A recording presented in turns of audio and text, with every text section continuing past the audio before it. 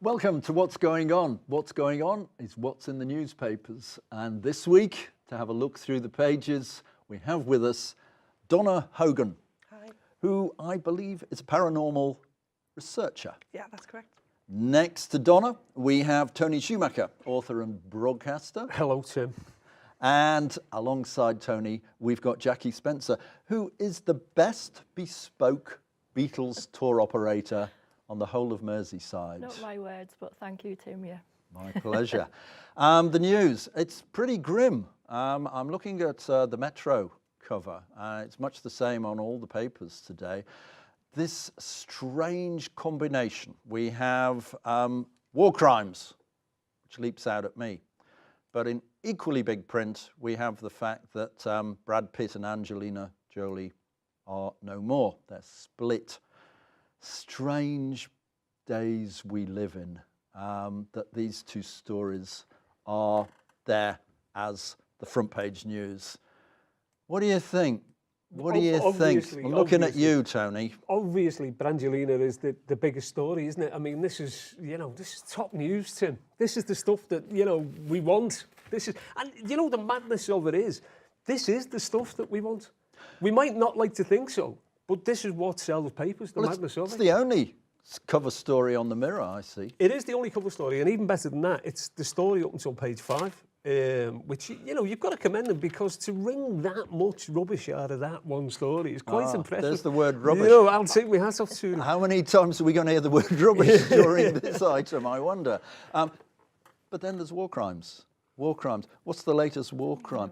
The latest war crime is, well, nobody really knows. Is it a war crime? It's being discussed at this moment because warplanes came in and blitzed a convoy who were bringing aid into Syria. Now, Russia says it wasn't us. Syria says it wasn't us, so it's somebody else. I don't know. Was it one of us? It wasn't one of us. Who was it? And is it a war crime? Donna, what's a war crime? Well, to be honest with you, I think, first of all, can I say that I find it really offensive that Brad and Angelina and war crimes are on the same first page. I mean, the fact that the media decides to hype up a celebrity couple's divorce is, I think, appalling, to be honest with you. And 5 pages of it. It's just beyond belief. And then you've got like a little tiny section about these poor people who are working on an aid convoy. I think it was the Red Cross one. They've literally just been blown out off the face of the earth. Incinerated, I think. Incinerated, Indeed. And then that's not a war crime. And it's during a ceasefire.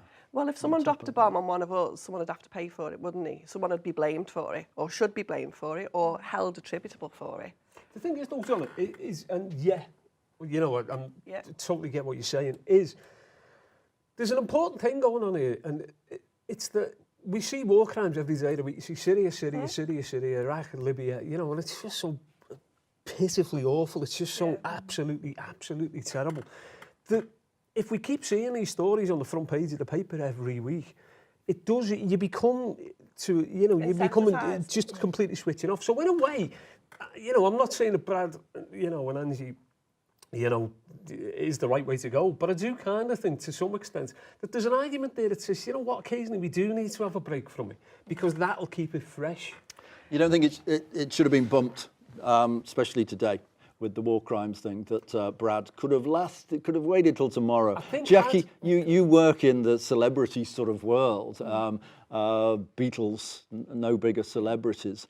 What do you make where we have this? I think it's really sad that we're still reporting anything about war in this day and age. It's International Peace Day, for God's sake. Why are we still at war? Why, as an evolved species, are we still fighting? Why is violence the answer? It shouldn't be the answer.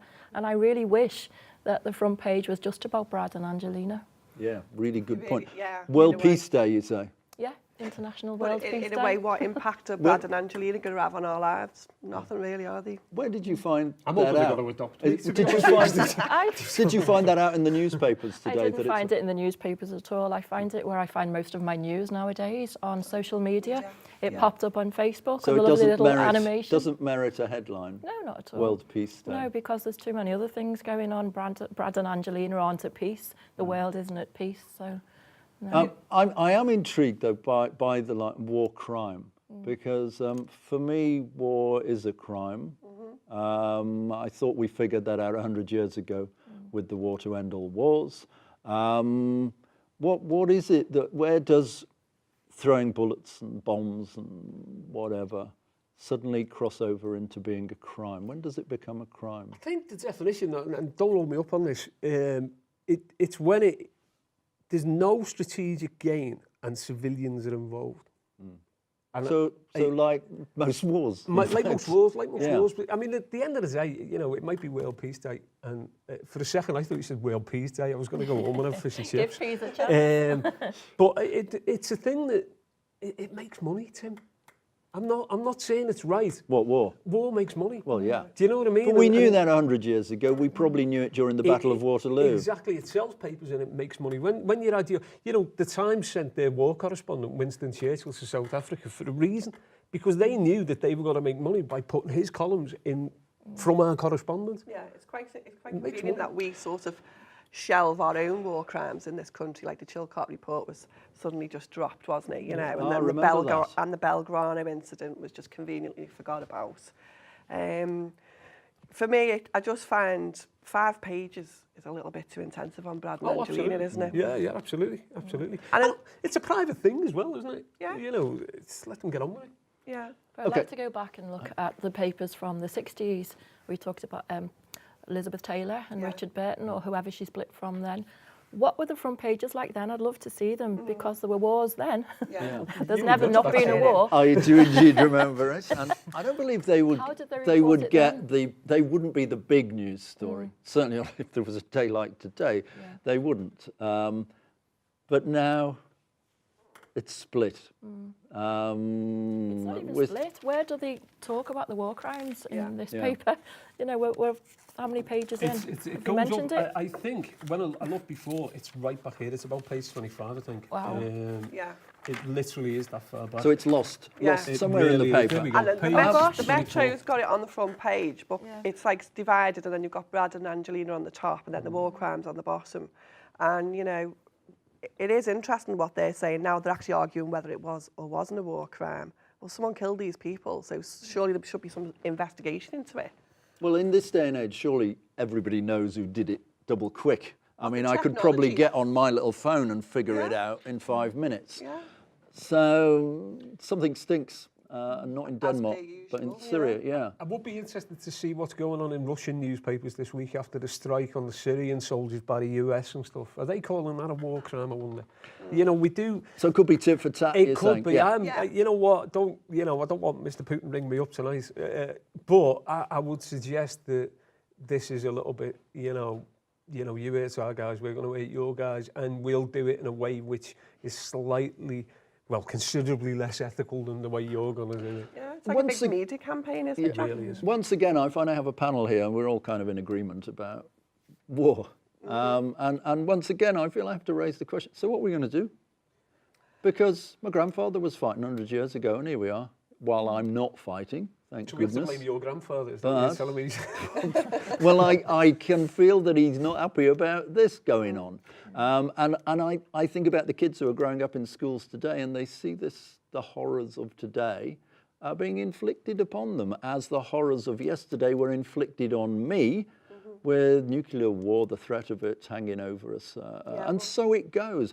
What are we going to do about it? I mean, really, surely it only takes 4 people to sort this mess. Well, I mean, I never experienced war. Well, None of us you know, have experienced Well, you're war. experiencing it now, aren't you? Because, Yeah, you know, do we have to experience actually it be via, there? via media and stuff like that. But I think, unfortunately, we have a culture today where I'm all right, Jack. If it doesn't bother me, then I'm not interested.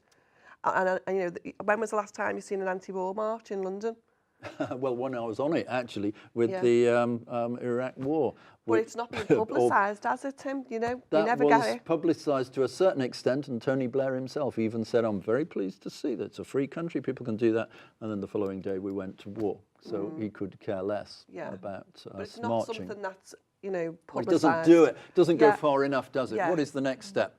Marching doesn't actually do it. Violence, let's assume we're not into violence, and looking around at the length of hair on this panel. I'm guessing we're not. So what do we do? That seems to be the problem. We don't know what to do, and we moan about it, and we sit here every week and we moan about something similar to this. and then we go off and We tried. have dinner. You know, we tried after the Second World War. I say we, but countries tried after the Second World War with Churchill trying to set up the UN, and before that, the League of Nations trying to set up these talking shops where things get ironed out. But do you know, I don't want to be pessimistic, but this is a thing that we've done since we banged rocks together. Yeah.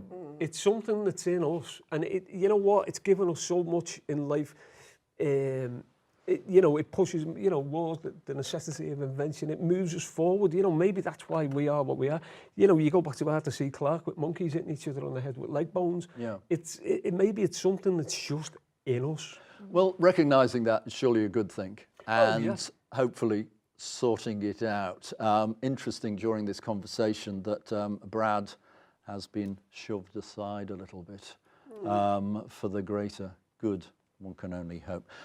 Come back in a couple of minutes because we're going to be taking a look at £5 notes. You got any of them? I hope I've got one. It's new, you know, plastic. Come back. See you soon.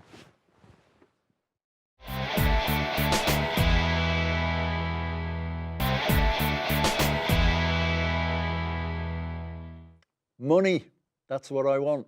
And there it is, the new £5 note. Can you feel it? Have you got a couple of these in your wallet?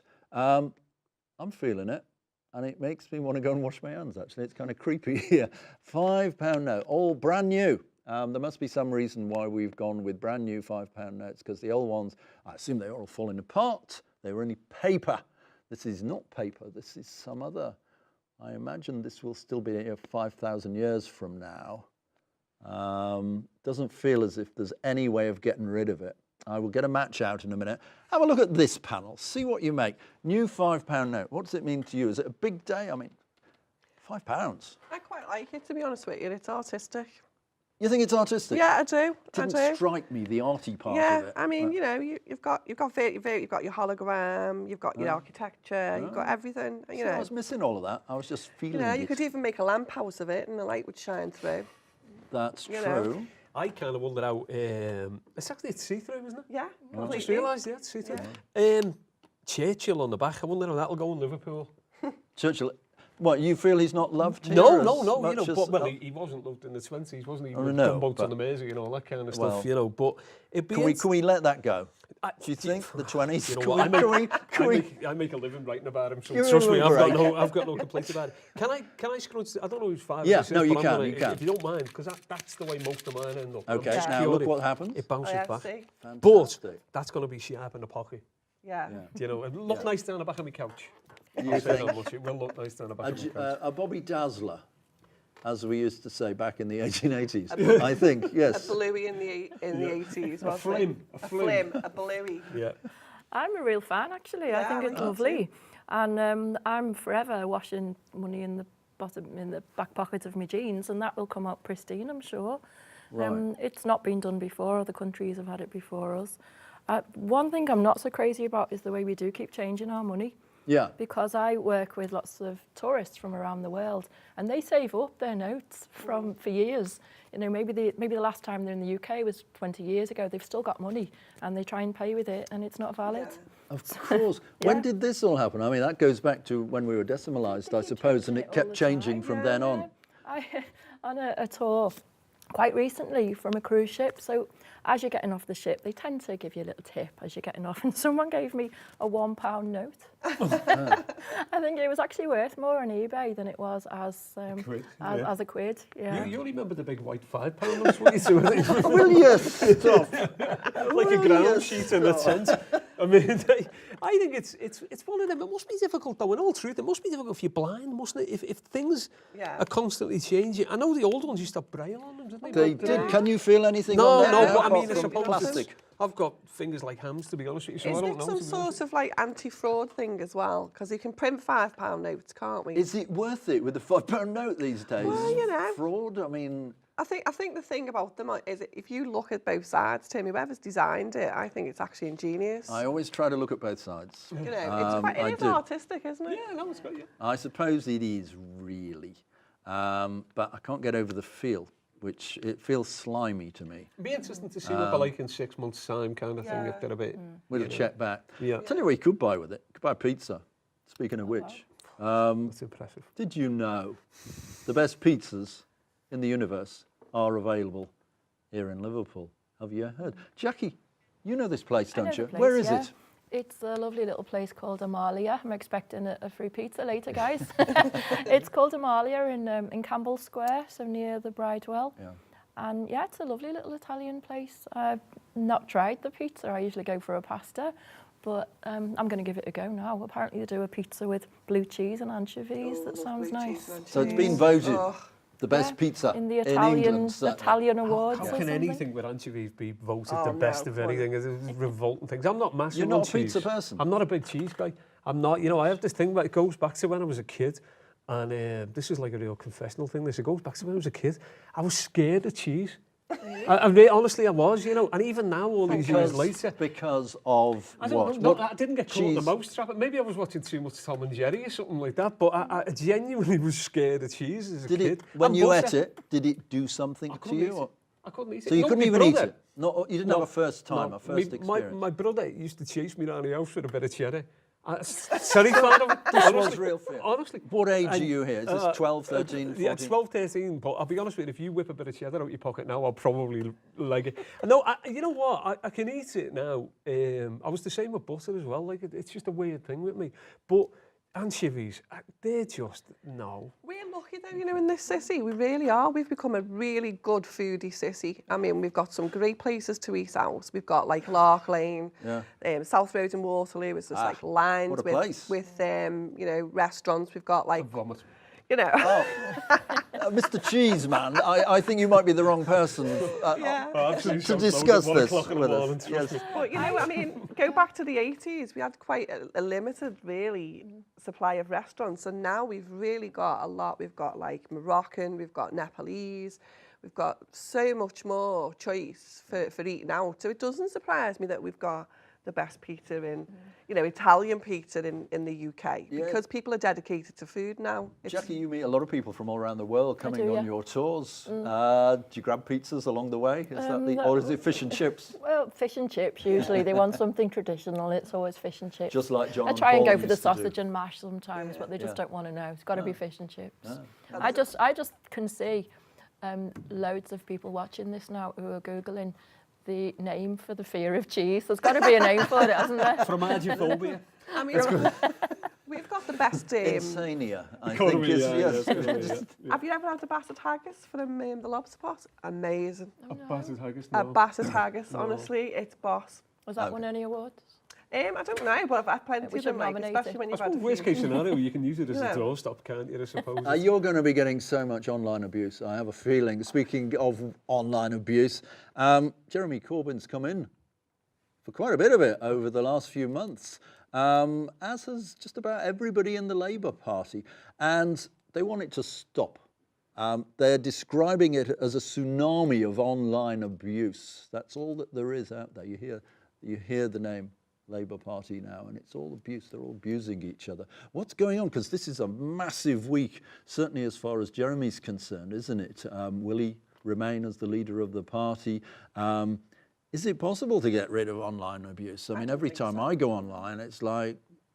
How do you police the internet? It's just crazy. It's just too vast an organisation. I mean, literally, you've got media companies actually deliberately targeting websites. You've got this side targeting that website, this side, you know, it's so vast a subject, from just an ordinary kid on Facebook being like, you know, plagued by bullies, to Jeremy Corbyn and that. But I do think he's going to be the Labour Party leader. You do? Well, this he week. is. Yeah. Well, you know, again. Will he still be? Allegedly. Yeah. Well, But it stinks of desperation, because it looks like the anti-Corbyn guys are trawling the internet to find abuse against them rather than him. Yeah. And then they're deselecting the members, is that right? So It happened in the exactly 80s in the city. yeah, so are they doing it the opposite way round?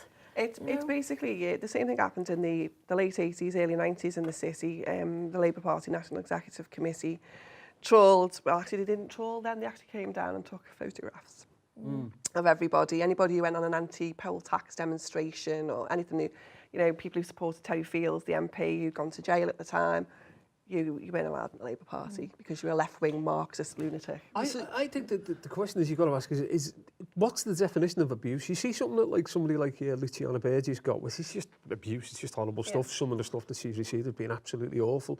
But then you look at some of the other stuff which is being flagged up. There was a guy I noticed the other night on Twitter who was saying that they trolled back about 3 months. Actually, it wasn't the other night, it was on Dispatches the other night. But a guy was saying they trolled back about 3 months and found a tweet that he'd done, which, when you read the tweet, you thought, what? That's not offensive. Like, so what's your definition of offence? No, I know the police say the offence is as if somebody's taken offence. So it's irrelevant to what's being said if somebody's taken offence. It fulfills the definition of offence. But I think that then we're doomed in that case, it's incredibly wide. Yeah. Especially us Liverpudlians, because we can be very offensive, but in a humorous way. Yeah, and but also, you know, let's not mistake the fact that a lot of the country will accuse us of taking offence, you know, quite easily, Boris Johnson and people like that. And I think at times we do, you know. But I think it is a real question that we have to look at is what is abuse? And also, you know... Is it opinion? It could be an opinion. It is opinion. Do you know And what I also, mean? if constantly highlighting small matters, not this anti-Semitism, which some of it is really very bad. If we look at, you know, if we're just constantly flagging it up, oh, he said this, he said that, she said this, we're going to end up with just going, oh, who cares? Well, it's very schoolyard, isn't it? Yeah. You know, and primary schoolyard at that. Jeremy, is he going to make it? What do you think? Let's see. We haven't heard yet. We're looking at the watches. Coming in soon, this news. What do you think? Will he make it?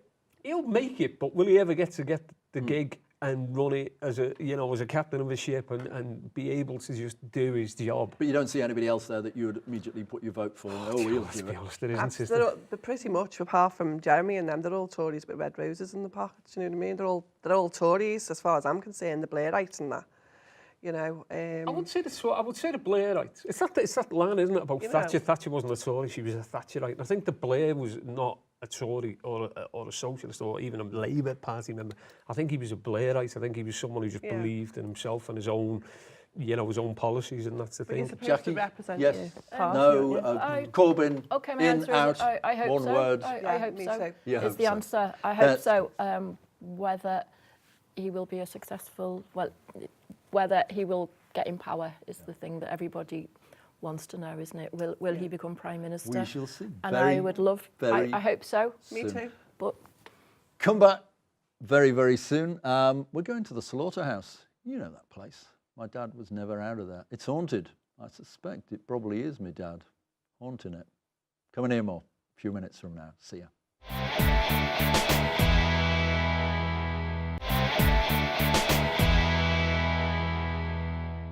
Hey, welcome back. Have you ever been spooked?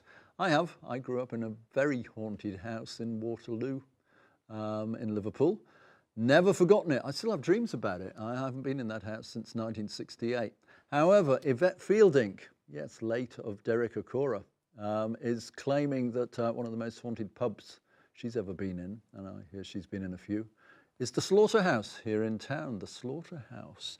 Now, paranormal investigator, what do you make of this? Have you heard anything about the Slaughterhouse and its... Yeah, the Slaughterhouse has always been known traditionally to have been a haunted building. But really? Because it's a working pub, it's very difficult to investigate a building like that.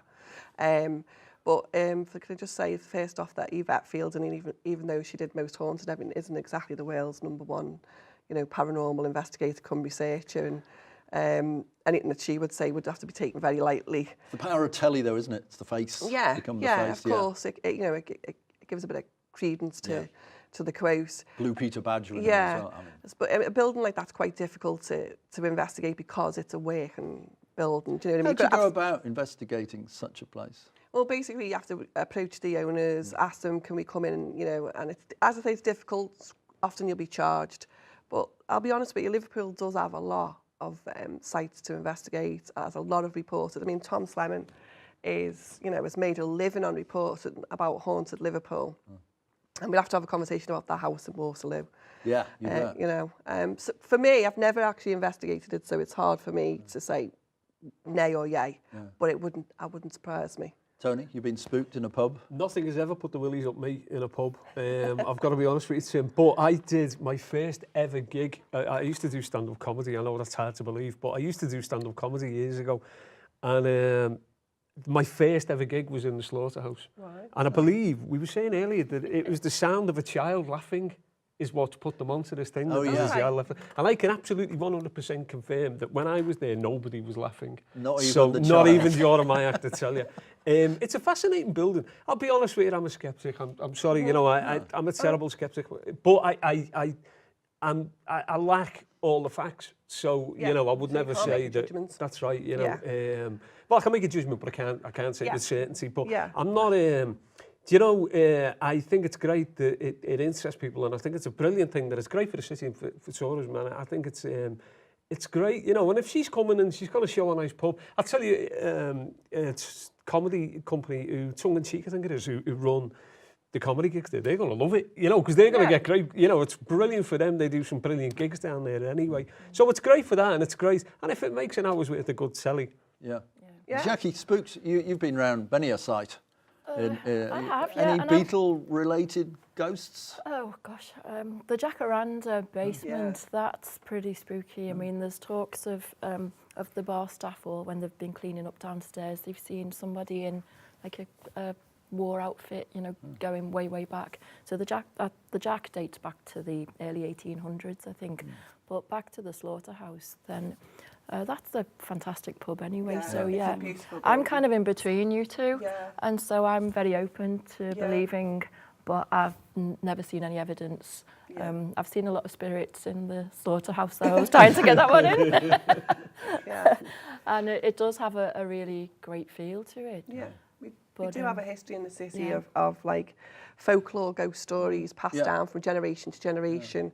We've got, you know, a multitude of accounts of time slips in the Bold Street Triangle, as they call it, you know, up to the cathedral and everything, some from very reputable witnesses. Quite a lot of people in Liverpool are open to the idea of having a paranormal experience or experiences that can't be explained by other means. I've had a few experiences that can't be explained on Bold Street, I can tell you what. You know. I like as well, there's one of these stories, you've got the child laughing and the beer flying out their hands, you know, maybe they just dropped their glass. I mean, after a few. You know, I've investigated myself, and I specialise in voice phenomena, which is what you guys are describing. You've got direct voices where you can hear a disincarnate voice just happen in the room, and then there's voices that turn up on audio and visual.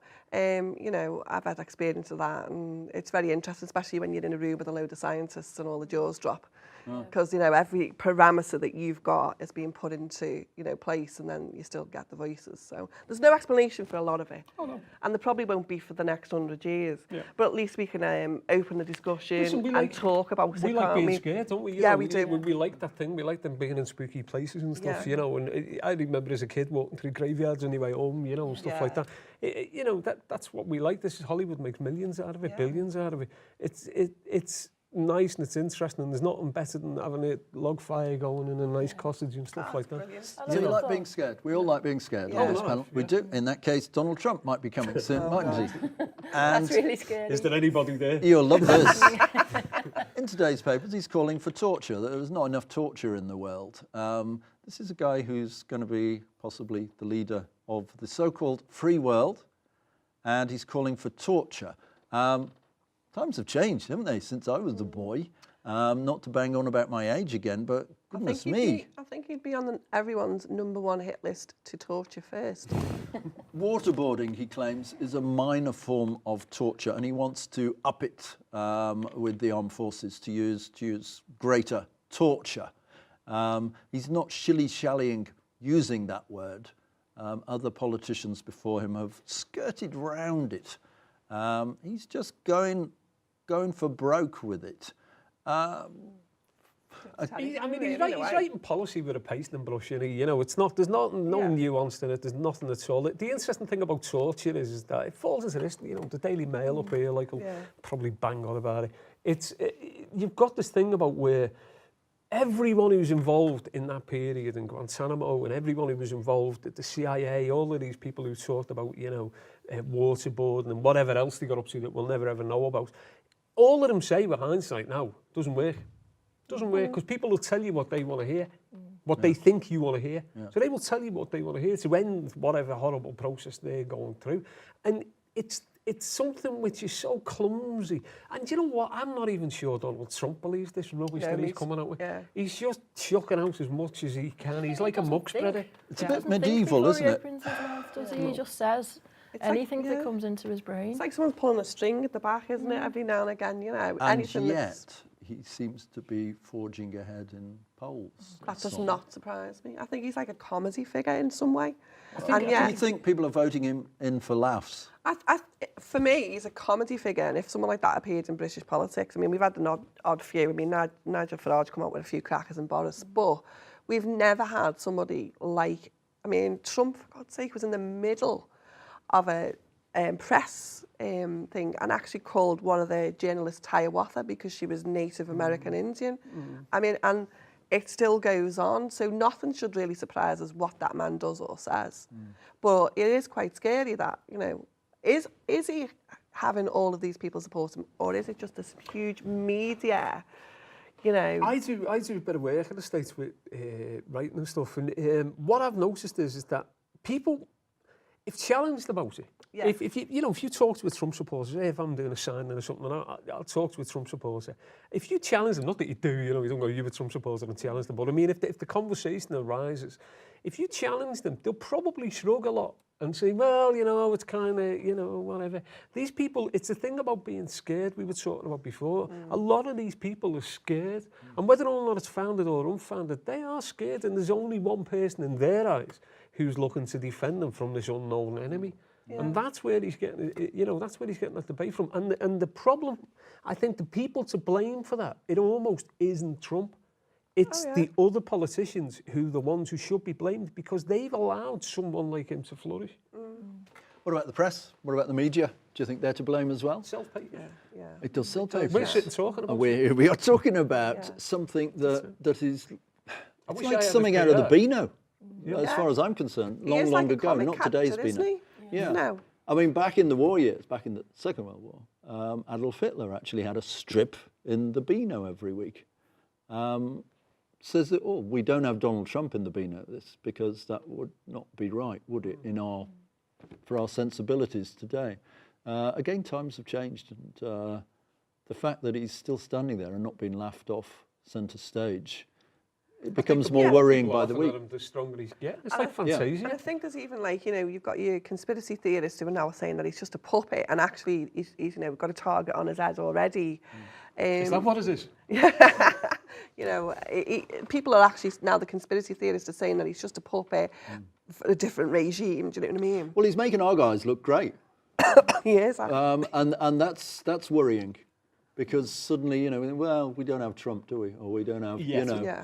No, not yet, no. Even Farage, by comparison, is mild Trump. And that's really scary then, that we don't put the spotlight on those caricatures of human beings. Would have been Boris and Trump, they like twins running the world.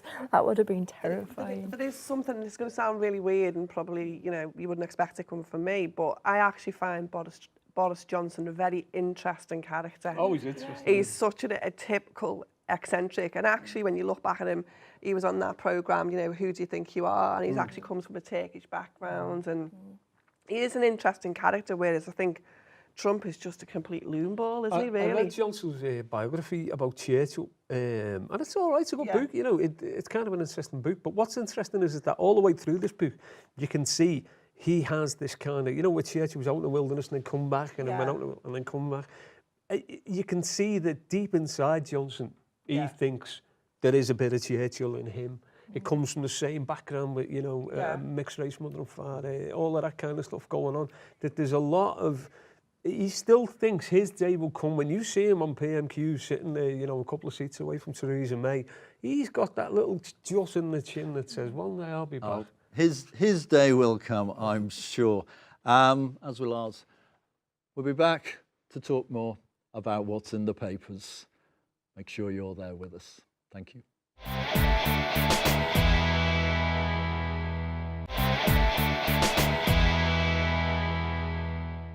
Look, up in the sky.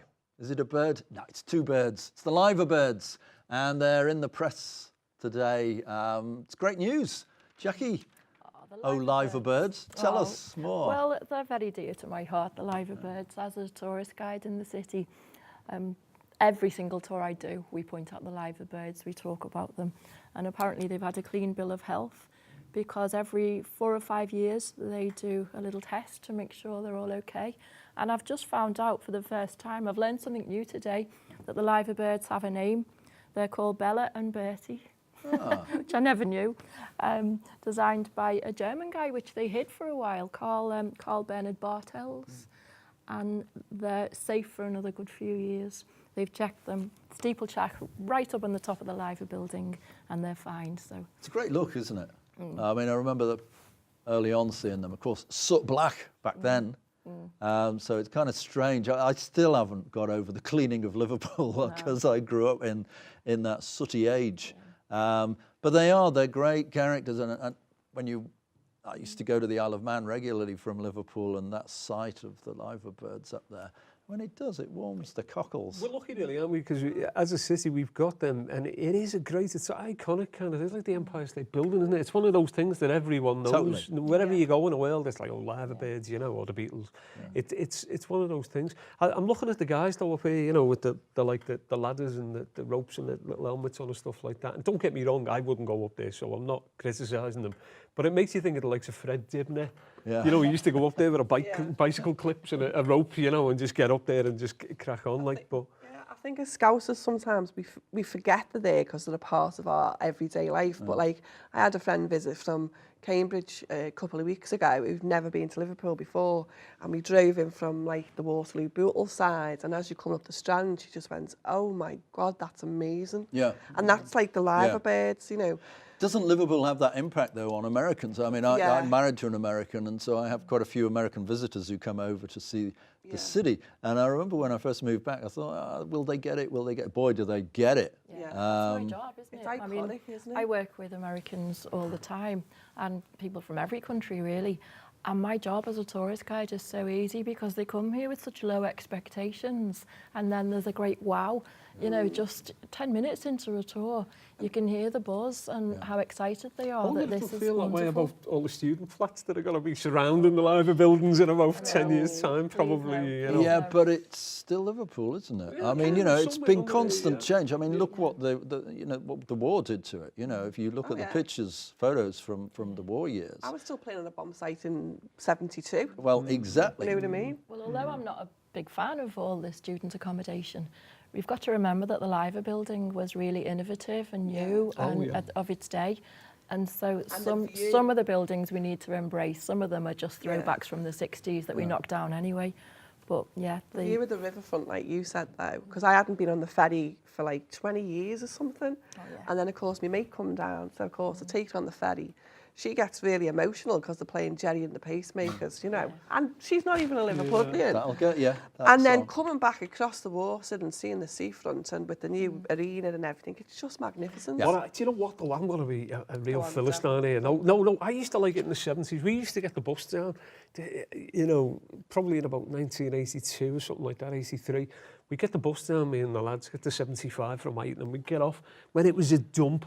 What a period, and I liked that. You used to have Sandy with the stick, he used to chase you around, and buy a sausage roll, and all that. The Pierhead was great, I loved it, Dead Seagull. But isn't that typical of people, that we love the things that were there when we were growing up? I love, for me, why did they change anything from the 50s? Yes, absolutely. It felt like it had some kind of danger. Oh, it was. It was scary. Yeah. But I love it now, and I love the Beatles statue there as well. So you've got the iconic, you can do fantastic tourist photos with the Beatles and the liverbirds in the background. What more do you want? I mean, change is the only constant, isn't it, really? With, and particularly in Liverpool, it's been ever-changing down the years.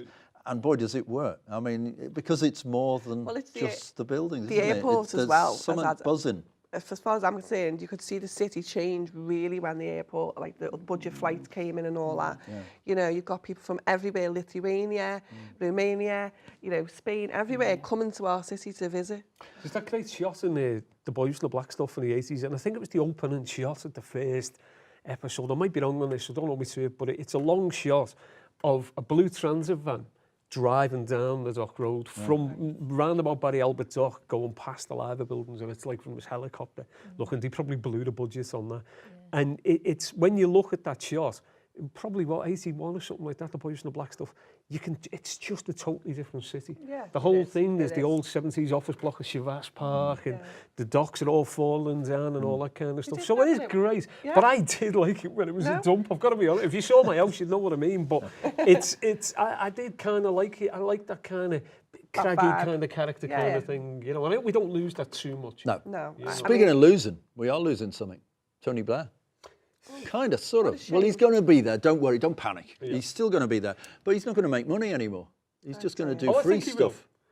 Do you think? I think Tony will make sure he makes a bob. Do you know he still has security guards on his house paid for by the British taxpayer? Do you know he That's probably still needs inevitable, them. isn't it? Yeah. Just Yeah. with that job. Armed you know. guards, but he's not in government anymore, is he? What is he? What is his You mean position? he could pay for it himself? Yeah, exactly. I suppose he could. Or This should he is could? the Tony Blair Associates, isn't it, which is folded, which was his advisory company. It was like a PR kind of weird advisory company. Did that you ever he- think of going and booking him? Because you've got books out, you've got all sorts out, you've got a Unfortunately, career. I'm not a dictator from Kazakhstan or Turkmenistan, so I'm not sure I can afford his rates, to be honest with you. There was the guy who died last week, Turkmenistan dictator, who he's basically, he's not going to assume he's dead, but this guy swindled billions out of his country, and yet he was one of Blair's major clients. Says it all. Is it a coincidence that the company folded the week that this it's all guy's gone, popped yeah. his What kind of clogs? advice do you think you would get from PR Tony? advice. I PR think if there was one advice. thing that Tony could give us So all, marketing. yeah, it's marketing. Do you, Things do can you only get market better. yourself? Oh yeah, absolutely. You've got You to. do? Yeah, It yeah. could be something like, we can make you less of a murderer. Do you know what I mean? Marketing is the big word at the moment, isn't it? I mean, everybody has marketing. Schools now have marketing The departments. first thing I did when I went to HarperCollins, the first thing they tell you about is it's your job to sell them books. Okay, so they So don't I'm sitting here push now it marketing themselves. myself. This is Right. what I'm doing Yeah. now. The Darkest Hour, the British Line, they're on. Yeah, go and get them. It's part of your life. You just That got was to do. well slipped in, Thank I have you. to say. So I was going to write it on before. Yeah, Right? And you talk about schools. I've got a friend of a friend whose her job was actually a PR for a school. A PR for a school. I know. It's crazy. So what does that involve? Does that involve, because there's banners outside of schools now saying Ofsted say we're adequate or whatever Ofsted 'Cause say. they've got to sell but also a themselves. little slogan like, for example, Dream, believe, achieve. No work. Don't worry about work. You're all right. somebody Dream, believe, sat achieve. at You're a all right. desk and came up with those Yeah, lines yeah. I curse every time I drive and past got that banner. paid. Yeah. Dream, Yeah. believe, achieve. Could that money go into more wonderful things in schools, do you think, than into the Well, like marketing books. department? Oh, books! I think you're on dangerous You ground remember there. them? I think Yeah. But books, do books get clicks these days? probably not, tragically. And that's what it's all down to. It's clicks, isn't it? This is, I make my That's living what from Blair's it. all about, isn't it? Click, click, click. I mean, it Well, who's may- clicking? Well, he clicks with I stopped anyone. clicking on Anyone Blair who'll a pay while him, back. he'll click. And anybody we can sort of, PR and a dictator. You've got to look at it. PR and dictator isn't necessarily for the benefits of the people who he's dictating to. It isn't even for the benefits of other leaders in that area. It's more about attracting companies, top of my head, I don't know, let's look around, T-Mobile. Yeah. It's more about attracting people like that to go and establish a place there. PR is all about selling that country to those people. It's not about selling it to the people because they haven't got a say in it. We got one box to vote in. We even had PR during the war, didn't we? He had like Mackey's and all them in the actual camps, didn't he? Yeah, that's right. Do you know what I mean? That's right. So anything he does doesn't surprise me at all, Blair. You market yourself, you have to, I'm sure. Do you know, I do, but in a very subtle way, and I don't even think of me marketing myself. I think if you do a good job and you love what you do Yeah. and you get feedback Yeah. and you get repeat customers. Well, I know, I kept Yeah. seeing your name. Suddenly, Yeah. wham, and it went a bit like wildfire But over I've the last few years. never marketed myself. I don't advertise. I don't pay to advertise anywhere. I just do what The word of I hope mouth. people feel is a good job. Yeah. Which in a way is marketing. Yeah, It is but in a it's way not it's conscious marketing. Yeah, that's right. Yeah, it is in a way. I don't pay for adverts and stuff like that. But I'll do. You're doing blog posts or you're doing the likes of this on radio or something like that. And it's such a thing now. It's in face it, no, it's just we've all got to do it on some extent. You know, what you're doing, what you're doing, you know, Yeah. we're all there, we're all doing it. We I are. think social media is the best way to market now. You don't need to put leaflets out. There's no point in leafleting places. Social media, I don't even have a separate, I don't have a business page because I just want to engage with the people I've already met, and I don't care what they know about my private life because I've got not an awful lot to hide, you know. So you say. My marketing, I suppose, is social media nowadays, and that's... And word of mouth is very important, Yeah. isn't it? Girls, boy, thank you so much. This is fun. Fun way to see the news. Join us next week. We'll be back with a lot more news. Good, bad, indifferent. See you then.